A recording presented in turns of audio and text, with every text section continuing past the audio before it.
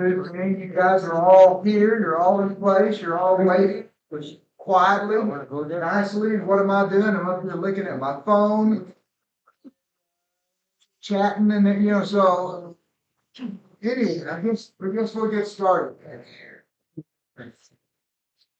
So this class, isn't that funny? It worked just a second. There we go. This class is solving the Exodus mystery.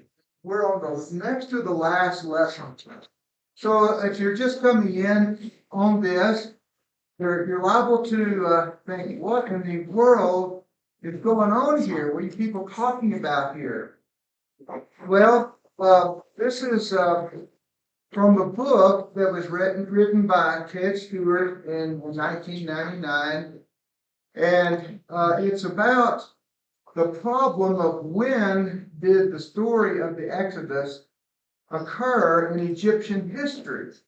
Of course, the children of Israel, the Hebrew people, were in slavery, in bondage in Egypt, and Moses came in and they had the plagues, and then they left. So when did all of that happen? And it's been a mystery because archaeologists have been looking kind of in the wrong place for that to happen. So if you're feeling like, boy, I'm really, really behind, well, you can get the whole set of notes so far back there. They're on the back table. And if you start at 1, lesson 1, and then right in front of what lesson 1 are some handouts for lesson 1. You can get one of each of those. 2, some handouts for that, and just move around. You can get the whole set. You'll be caught up. You'll just have to read them later yourself. But I will tell you this, next week is the last lesson, and we're going to go back and look at the whole thing, all of it. It's like an encapsulated version, kind of fast motion, so you see what the class was all about. So if you weren't able to be here for all of the lessons, you can get the recap next time. All right, so today the lesson is part 8, Egypt ruined by plague. Now, I have a tendency to just sit around and ad lib and jaw like I've been doing here this morning. And we never finish if I do that. So I try to stick to the notes pretty close. That way I can get it done in time. So if you say, well, the guy's just reading that paper. Well, you can read it along with me if you want to. Or you can watch the slides and listen. It's up to you. As we've been looking at this story, we noted that there were 7 pharaohs, 12th dynasty in Egyptian history. Okay? And so if you look at our graph here, you notice that either Joseph or Moses, look at this, I'll go through the thing for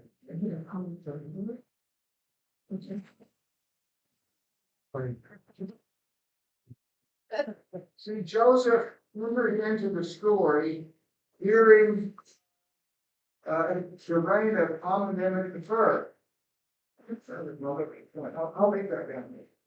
And he came in at age 30 when he began to be the heir of Sesostris.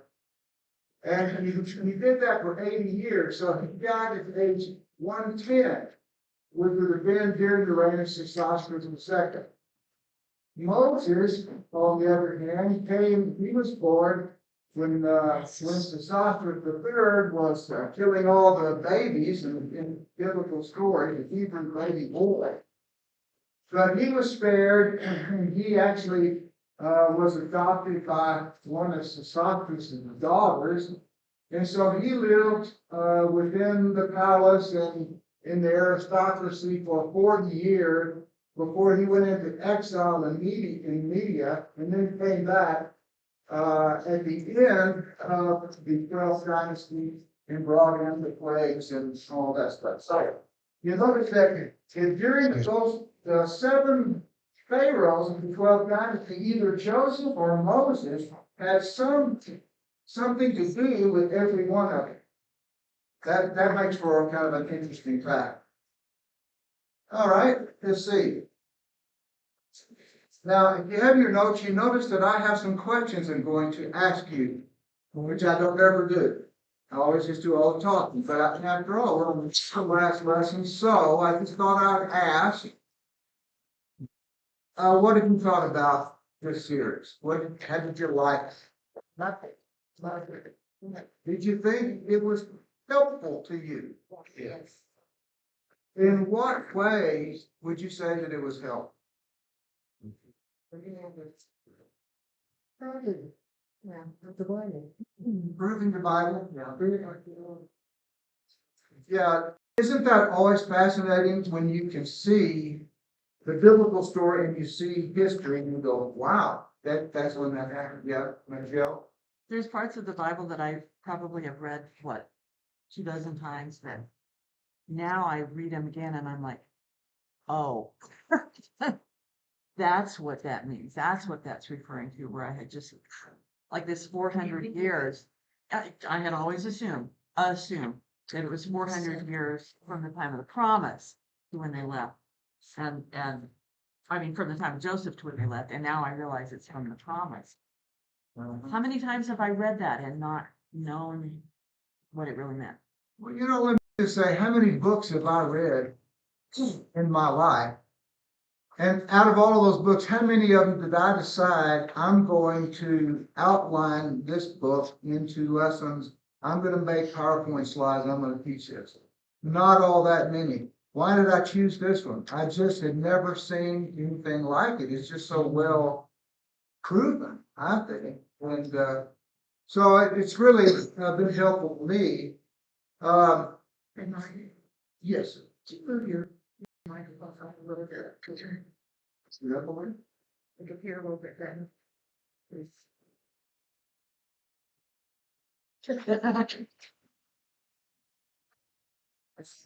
Yeah, that's, you would have to say about it.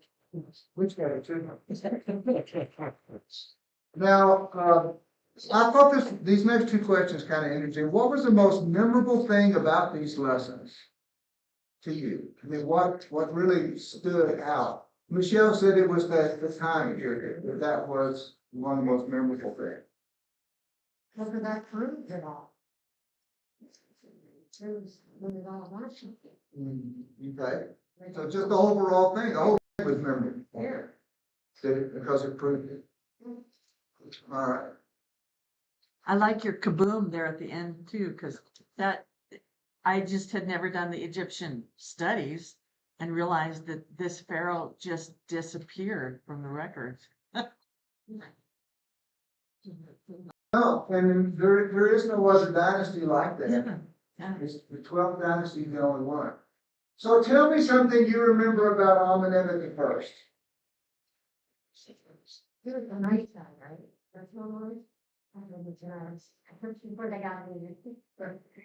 Well, I guess he was nice. He was the vizier of the last pharaoh of the 11th dynasty. And he imposed a coup upon that guy, overthrew his empire, and started his own. So I don't know if he was nice or not, depending on which side you're on there. But you remember there was an assassination attempt against him from people within his own palace. And so he warned his son, Sesostris, this is when the coup took place. And he said, I want you to be real slow in appointing someone to take the place of, or to be your vizier or your second in command, because you don't trust anybody. And so if the Bible story is lining up with the Egyptian story, then Sesostris the first would have been the one that found out about Joseph being able to interpret dreams and so forth, and he would have appointed Joseph. And so there were, during the reign of Sesostris the first, there were years of plenty and there were years of famine. And you read about it in Egyptian history. You see it in the tombs of some of his key officials. There were years of prosperity during Amenemhet II and Sesostris II. because of how well Joseph prepared Sesostris I. He was rich beyond measure. By the time that famine was over with, he owned everything in the land because people sold it to him for grain. So these guys enjoyed plentiful years. There were free foreigners that were living in the land during that time. Sesostris III comes along and he's exact opposite. He's a paranoid maniac kind of a guy. He overthrows all the government. He takes control of everything. He imprisons all the foreigners. And everything turns terrible during his reign and his son Amenemhet III and his son Amenemhet IV. It just goes downhill from that point on. So we kind of looked at all of that story. Now let's look at number 2 here. Intro number 2, Amenemhet IV. You see him over there on the far right. After serving a 6-year co-reign with his father, would have been in his 4th year of sole reign when Moses returned from exile. History reports that Amenemhet IV suddenly and mysteriously disappeared from the pages of history in his 4th sole year of reign. Neither his pyramid nor his tomb have ever been found. He had no pyramid, he had no tomb. Neither his firstborn son nor any other of his sons ever succeeded him to the throne. Instead, his wife, who was also his sister, became the ruler of Egypt in his place. She ruled for only 3.5 years before foreign powers came in and overthrew the land of Egypt. And that's what ended the 12th dynasty of Egyptian history. What had been, to that point, the most powerful and glorious dynasty in their history. Okay, now the Bible says that Pharaoh encountered a succession of devastating catastrophes. The Bible story says that whenever plagues came along, there were 10 plagues. And the 10 plagues were each aimed at different gods of the Egyptians, who also were kind of the gods over various natural resources. So with each god being destroyed, each resource was being restored and then was being destroyed. And then there was the unprecedented loss of Pharaoh's army in the Red Sea. We talked about last week. What a disgrace that it was for a Pharaoh. Can you imagine to lose all your army in one day, at one time? Not even one shot was fired. And what a disgrace for a Pharaoh to not have his body entombed somewhere. And yet, Psalms 136, verse 15 says that when the waters of the flood came down, that Pharaoh and his army were all washed away in the sea. So he died there. He did not return like all the movies and all the cartoons show. He didn't come back home. You remember in the one where Charlton Heston was in, and Yul Brynner came back, and I mean, it makes good drama for him to come back into his throne room, just dragging, I've lost everything. But he did. The last thing he said was, "Blood, blood."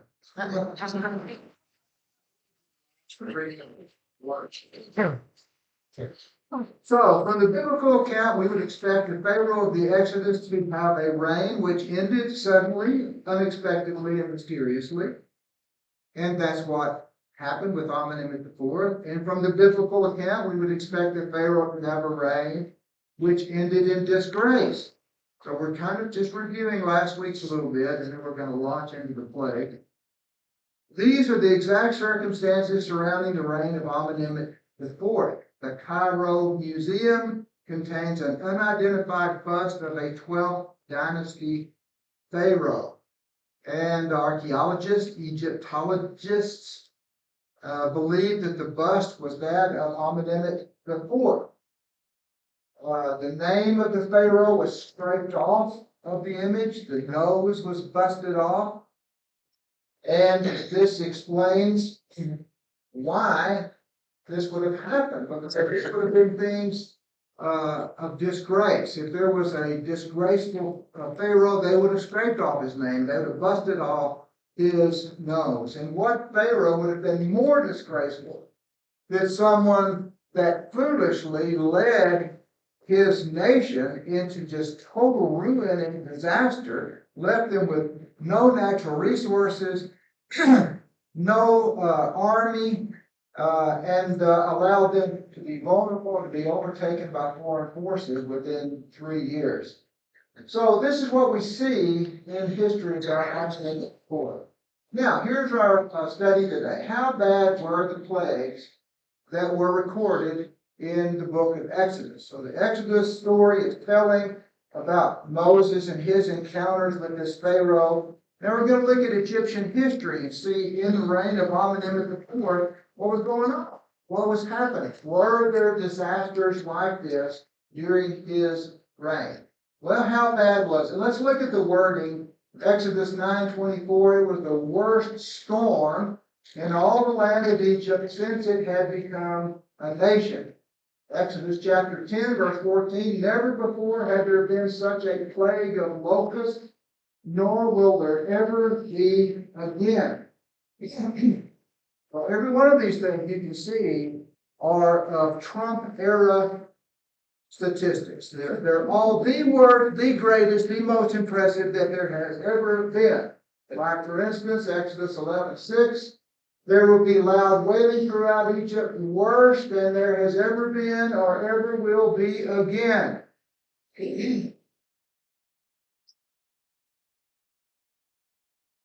Got to have a little bit of a sense of humor. After the eighth plague, Pharaoh's officials asked the Pharaoh of the Exodus, Exodus 10, verse 7, do you not yet realize that Egypt is ruined? So that's what's in the Bible. His advisors come to him and say, you idiot. Do you not see what you've done? Our land is ruined. That's the word he uses. Ruined. So was there anything like this going on in the 12th dynasty? William Hayes, in his book, Scepter of Egypt, described conditions in the waning days of Amenemhet IV and his wife, Sobek Neferu.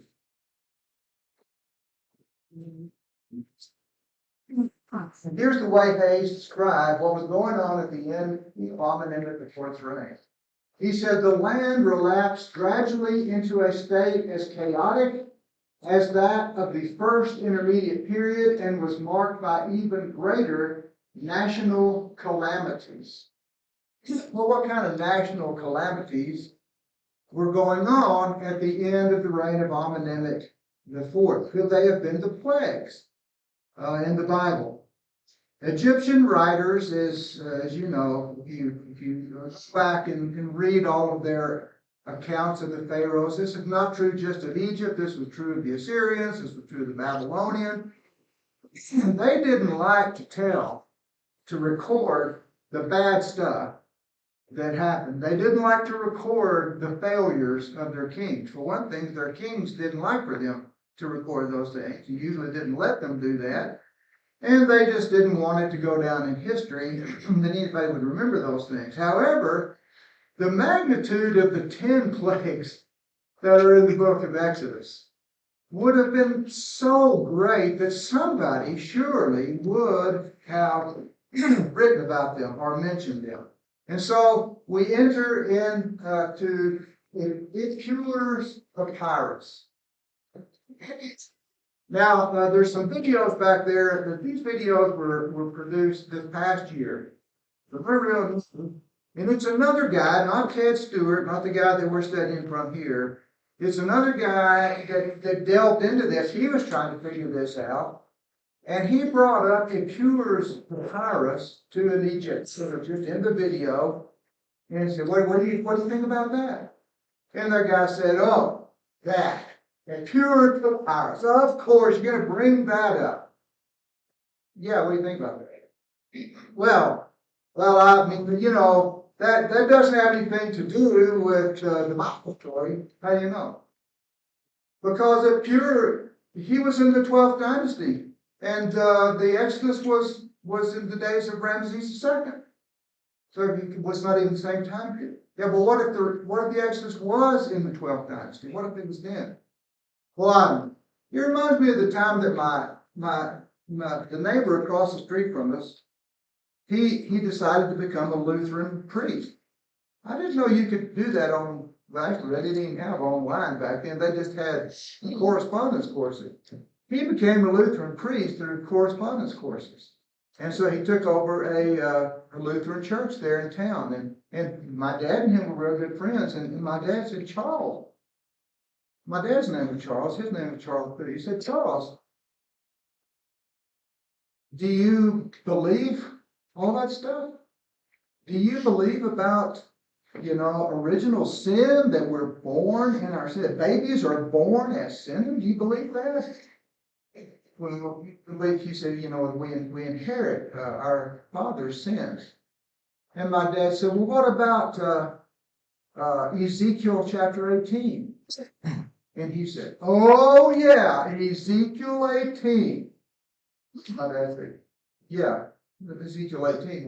What about that? It says in there that the children shall not inherit the sins of the fathers, and the fathers do not inherit the sins of the children. We don't pay for our father's sins, and our fathers don't pay for our sins. We are accountable to God singular.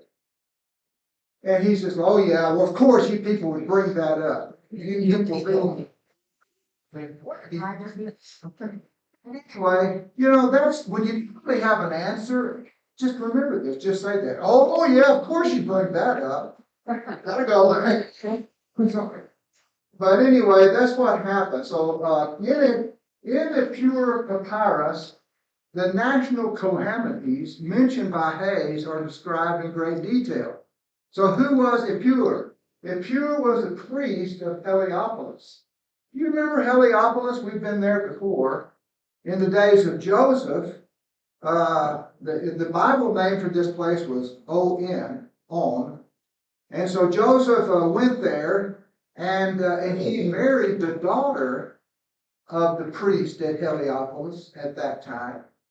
And his name is Potipharah.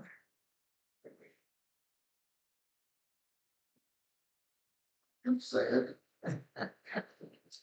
Ra, the priest to the god Ra at Heliopolis, the sun god. So this guy comes back up again. Now this is the same guy, of course. It's been hundreds of years since the days of Joseph. Now there's another priest at Heliopolis. His name is Epur. His papyrus is a devastating glimpse of the state of Egypt during the fall of Amenemhet IV.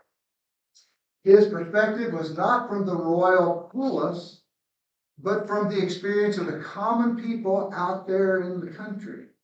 So he didn't have anybody looking over his shoulder when he wrote what was going on at that time. So how did Epur say that things were going on in those days? He said one thing. He said there's blood everywhere. The river is blood, he said. As one drinks of it, one shrinks from people and thirsts for water. Didn't you always kind of think that maybe when it said in the Bible that God made the river to turn to blood, that maybe that's figurative in some way. And yet Epur says, yeah, the river is blood. He goes on, he says that the fish died in the Nile River. He said the crops of Egypt are destroyed. He said no fruit or leaves are left on the trees for birds or for men. And all this is at the end of the reign of Amenemhet IV. He said that great numbers of livestock have died. And he blamed the sun god, Ra, because of his inability to help his people. How come? I mean, he's the priest of that god at Heliopolis. And he said, how come you, O great Ra, can't help us in all of these disasters that are coming upon us? He said, there's so many people that died that all the tombs were filled up. He said, he who puts his brother in the ground is everywhere. And yet he makes no mention of any invading army. It wasn't that they had died, and everybody's brother has died for some reason. Brothers are dying all over the place. Written on the pyramid of King Unas. Okay, King Unas was the last king of the 5th dynasty. And there was a prophecy that Unas would rise again from the dead, and he would bring judgment upon the land, and he would do this with the aid of an unknown God, it said. And so Ekur says, Unas has risen, and with him, whose name is hidden, or he has risen with him whose name is hidden. Unas, this old prophecy, that King Unas was going to rise, and boy, he's going to wipe everybody out, he's going to judge his people, and there's going to be an unknown God that's going to help him out. And so Ekur wrote, Unas has risen as great one. Unas will judge with him whose name is hidden on the day of slaying the eldest. Unas is he who eats men and feeds on God. So, there's all this stuff here that Ekur is saying is going on. So let's take a look. Exodus chapter 12 and verse 12. We're going to read some verses here, if you want to look at it with me.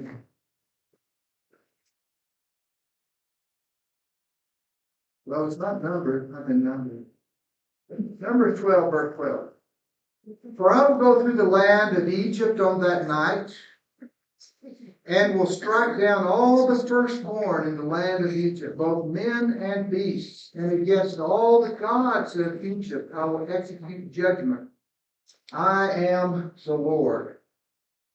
So the pharaohs were worshipped as gods. So what happens if the firstborn of Pharaoh, his firstborn son, dies? Animals were also worshipped as gods. Suppose the firstborn of every animal in the country died.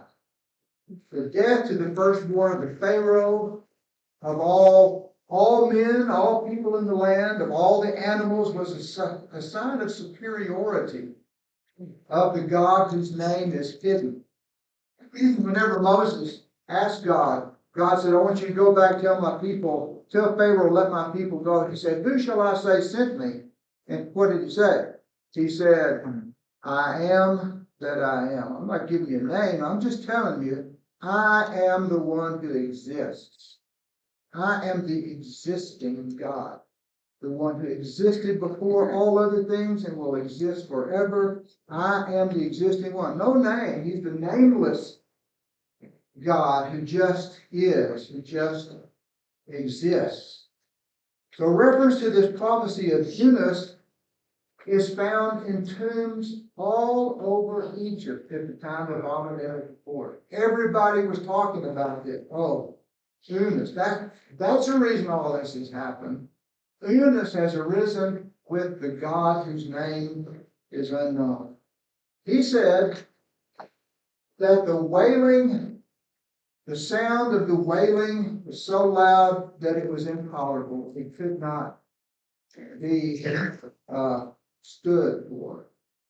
Can you imagine? Everybody finds their eldest dead in all of the land. Every house by house by house by house. Ekur blamed the foreigners who were in the land, as well as their gods, for the disasters that had befallen the land.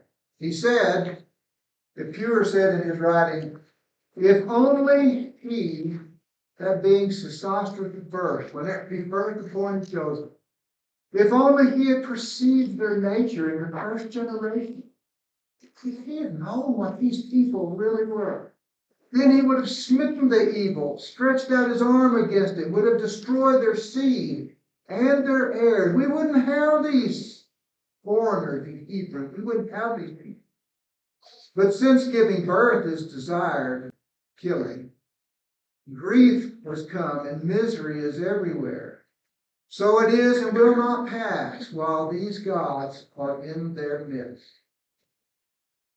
He described slaves leaving the country with the riches of Egypt at a time when Egypt's crops and livestock were destroyed. And so that was a confusing thing. This paradox was confusing to one Egyptologist who was evaluating Epuer's text. Okay? And she said, on the one hand, this is Miriam Lichtam, an Egyptologist. She said, on the one hand, and she's talking about what Epuer wrote. On the one hand, she said, the land is said to suffer from total want. And on the other hand, the poor scribe is having become rich, of wearing fine clothes, and generally of disposing of all that once belonged to their masters. How can this be? She said, this is crazy. You can tell he doesn't know what he's talking about. He's making this up because how could a situation like this arise? Where the whole country is destroyed, and yet all the poor people, these poor slaves, they're walking around with all the gold and jewels. Okay, so let's just go ahead and look at Exodus chapter 11.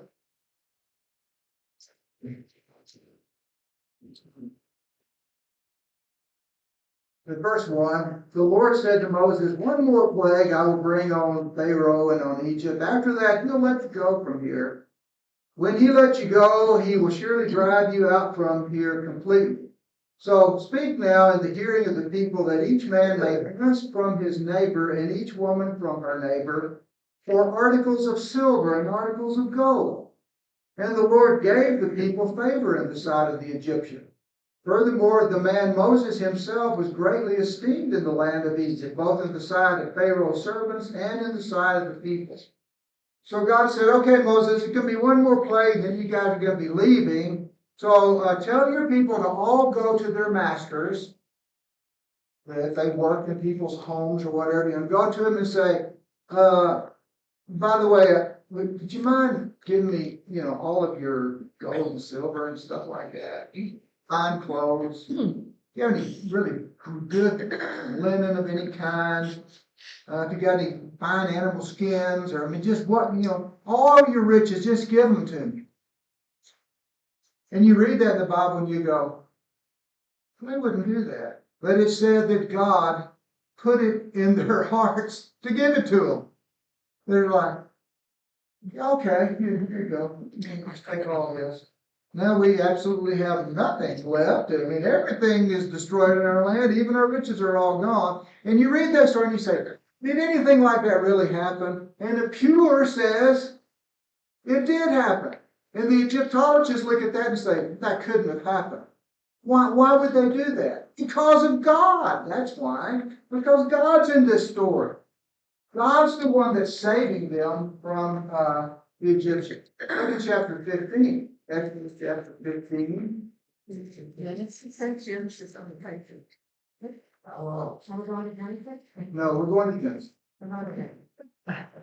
Here, that's where my paperwork is. Genesis 15, verse 14.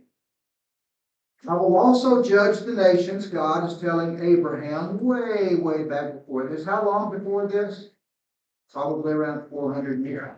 430 years, he's telling Abraham, your descendants are going to go into Egypt to be servants there. And he said, I will also judge the nation whom they will serve, and afterwards they will come out with many possessions. That's part of the prophecy that was made concerning the people of Israel. And the Bible says it happened. And you think, well, did anybody in Egypt notice this? Epuer noticed this. And he wrote it down in his lament of what was happening in the land.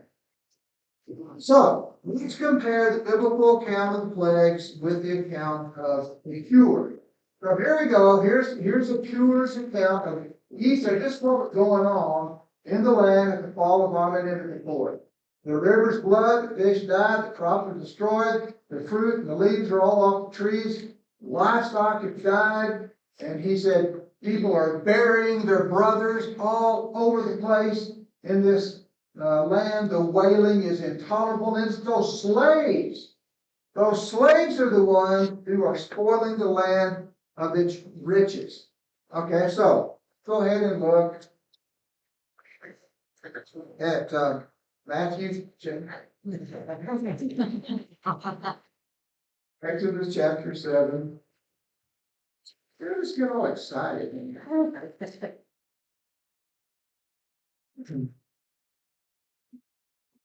Oh, my fingers don't work. Now I got to preach today too, so I hope my fingers work, when I try to turn the page. It's chapter 7, verses 17 and 20. By this, thus says the Lord, by this you shall know that I am the Lord. Just want to check. Behold, I will strike the water that is in the Nile with the staff that is in my hand, and it shall be turned to blood. And the fish that are in the Nile will die, and the Nile will become foul, and the Egyptians will find difficulty in drinking water from the Nile.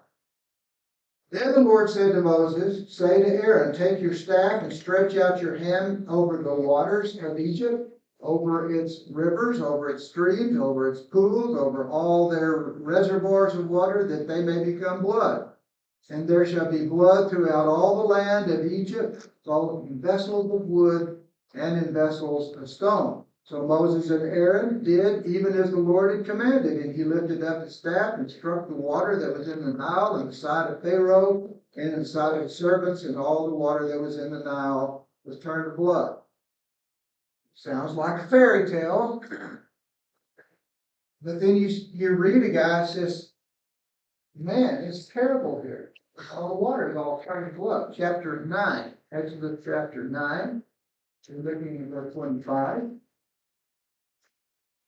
The hail struck all that was in the field throughout all the land of Egypt, both man and beast. The hail also struck every plant of the field and shattered every tree of the field.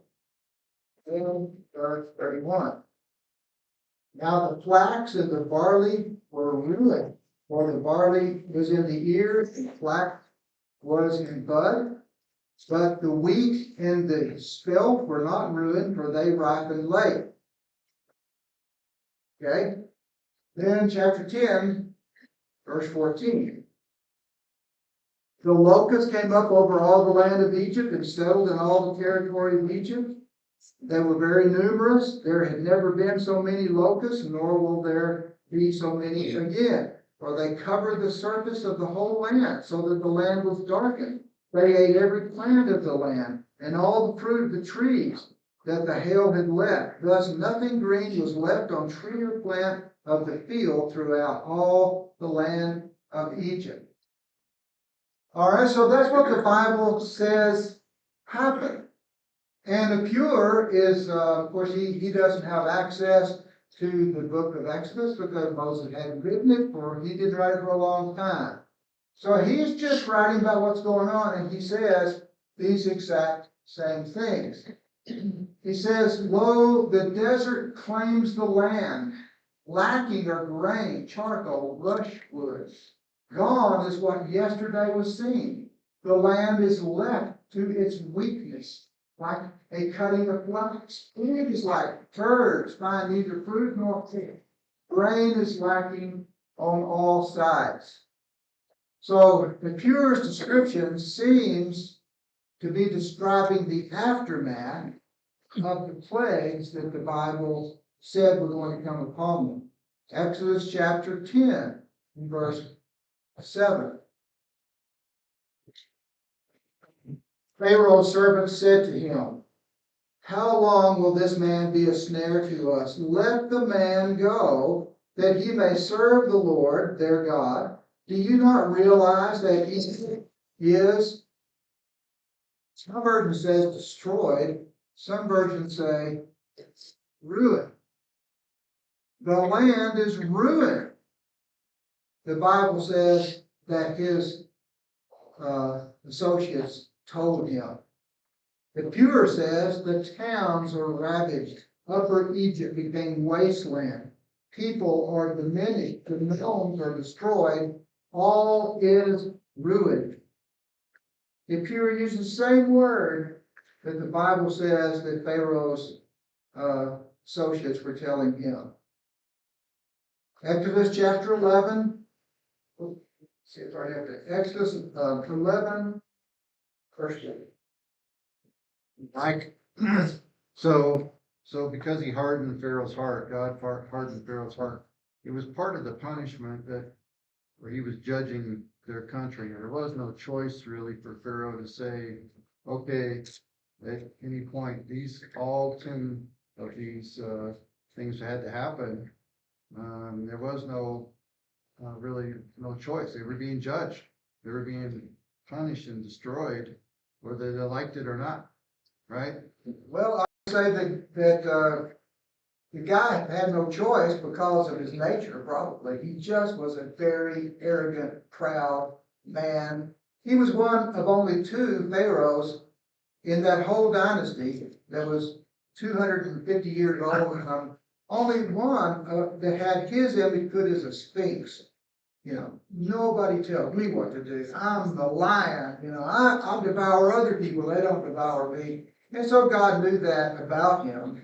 So whether God just said, all right, I'm not going to let you make that choice, or whether he just knew that guy he couldn't make any other choice because of his nature, that he did. He brought judgment.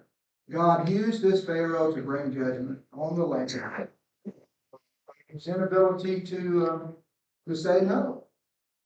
Okay, chapter 11, verse 4, Moses said, Thus says the Lord, about midnight I'm going out into the midst of Egypt, and all the firstborn in the land of Egypt will die, from the firstborn of the Pharaoh who sits on his throne, even to the firstborn of the slave girl who is behind the millstone, all the firstborn of the cattle as well. And so it goes on and describes that. For chapter 12, verse 12.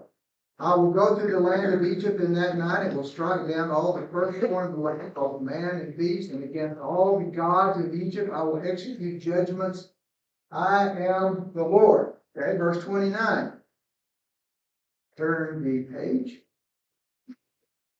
It came about at midnight that the Lord struck all the firstborn in the land of Egypt, from the firstborn of Pharaoh who sits on the throne, to the firstborn of the captive who is in the dungeon, and all the firstborn of cattle. And it goes on to describe how that was happening. So the Bible tells about that. And there do appear that, at least in the mind of Ted Stewart, there seem to be some synchronisms between what the Bible is describing, even all the way down to the idea of you can't take that blue part off now. All the way down to the wailing of people and brothers burying brothers. It all goes exactly with what the Bible said.